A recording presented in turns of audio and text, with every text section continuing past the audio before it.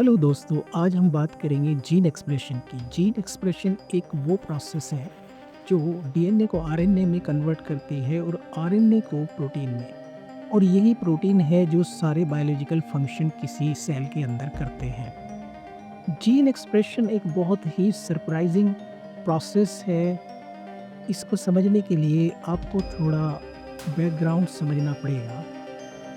किसी भी ऑर्गेनिजम्स का जीनोम उसकी लाइफ का ब्लूप्रिंट होता है और उसमें उस ऑर्गेनिजम्स की सारी जेनेटिक इंफॉर्मेशन होती है। और यह इंफॉर्मेशन जीन एक्सप्रेशन की हेल्प से उस तरीके से एक्सप्रेस होती है कि ह्यूमन एम्ब्रियो डेवलपमेंट में अगर आप देखें किस तरीके से एक single cell trillions of cells में कन्वर्ट हो जाती है और इतने बैलेंस तरीके से होती है कि वॉर्म के अंदर, यूटेरस के अंदर डेवलप होने वाला जो फीटस है वो इतना बैलेंस होता है जिसका आपने कभी ये नहीं देखा होगा कि कोई आँख छोटी है या बड़ी है।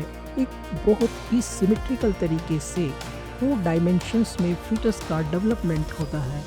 ये सब जीन एक्सप्रेशन से होता है। ये डिसाइड करता है कि किस सेल में कब, कहाँ, कैसे, किसकी कोऑर्डिनेशंस में जीन एक्सप्रेशन होता है। तो यही डिसाइड करता है कि किस तरीके से एक सिंगल सेल से, एक सिंगल सेल जाइगोट से किस तरीके से एक कंप्लीट फीटस या बेबी जो है डेवलप हो जाता है। दूसरा एक बहुत ही क्लासिक एग्जांपल हम जीन एक्सप्रेशन का देख सकते हैं, वो है एपिजेनेटिक डेवलपमेंट्स का। जैसे कि पहले आपको बताया है कि हर एक सेल में एक सेम ही जेनेटिक कंटेंट होता है, लेकिन सिंगल सेल के इसी जेनेटिक कंटेंट से बॉडी में डिफरेंट टाइप की सेल्स बनती हैं और उससे डिफरेंट टाइप के टिश्यूज़ बनते हैं और उसके बाद डिफरेंट टाइप के ऑर्गन सिस्टम्स बनते हैं।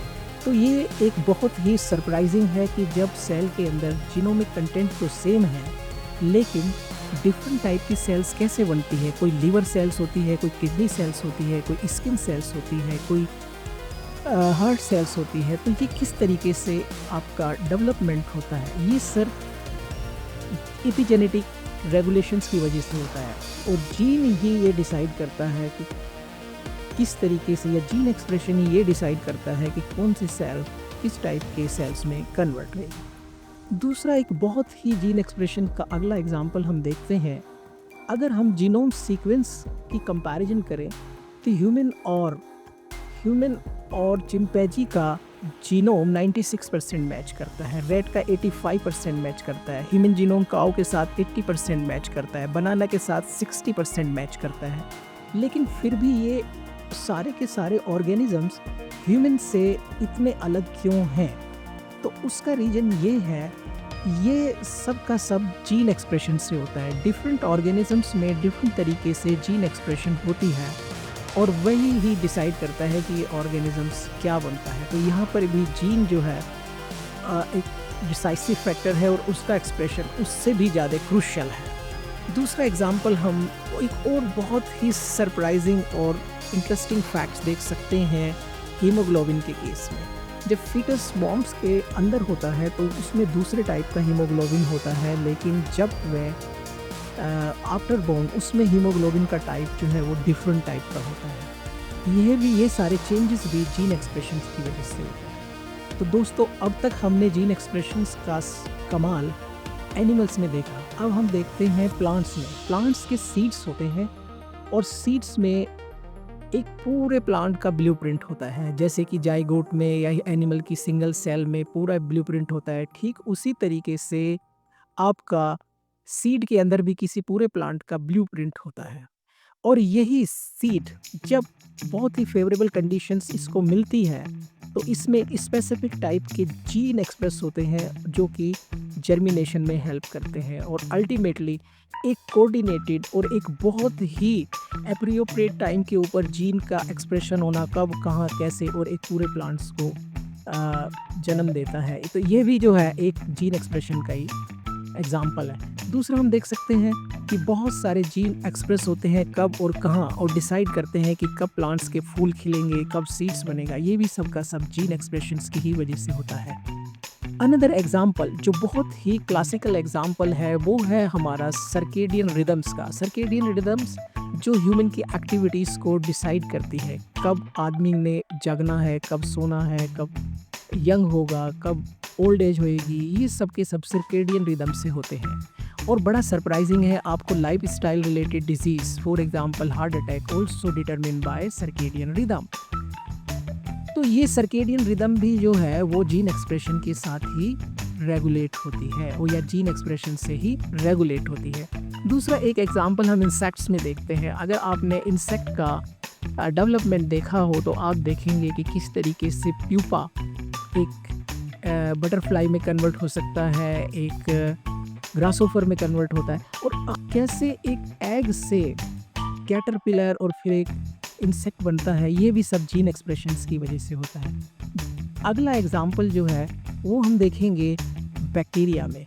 दोस्तों आजकल आपको पता है कि बैक्टीरिया ने पिछले 30-40 सालों में सभी टाइप के एंटीबायोटिक्स को खा कर एंटीबायोटिक रेजिस्टेंस जो है उसने ले लिया है। इनिशियली जब हमने एंटीबायोटिक्स डेवलप किए थे तब बैक्टीरिया के पास वो जीन नहीं था, लेकिन अब उसने एवोल्यूशन करके अपने अंदर ये जीन डेवलप कर लिया है, और जिसकी वजह से आजकल अवेलेबल सभी एंटीबायोटिक्स के अगेंस्ट बैक्टीरिया ने रेजिस्टेंट ले लिया है। यह भी सिर्फ जीन एक्सप्रेशन की वजह से होता है। इसका एक बेस्ट एग्जांपल आप अपने डेली लाइफ में देख सकते हैं कि किस तरीके से मल्टी ड्रग रेजिस्टेंस टीबी का एवोल्यूशन हुआ है। दूसरा जीन एक्सप्रेशन का ही एग्जांपल आप देख सकते हैं बैक्टीरिया में, जिसको हम कहते हैं quorum sensing. Quorum sensing bacteria जैसे प्लांट की रूट्स के अंदर या कहीं भी बैक्टीरिया कॉलोनीज बनाते हैं, लेकिन बैक्टीरिया को अपने इन्वायरमेंट्स का कैसे पता लगता है और उस इन्वायरमेंट के अगेंस्ट उसने किस तरीके का बिहेव करना है, इसको हम कहते हैं कोरम सेंसिंग। और this quorum sensing is regulated by some chemical और metabolite secreted by bacteria, and bacterial cells which are incorporated या arranged या organized in a colony is sense the situations from quorum sensing, and ultimately this quorum sensing is also regulated by gene expression।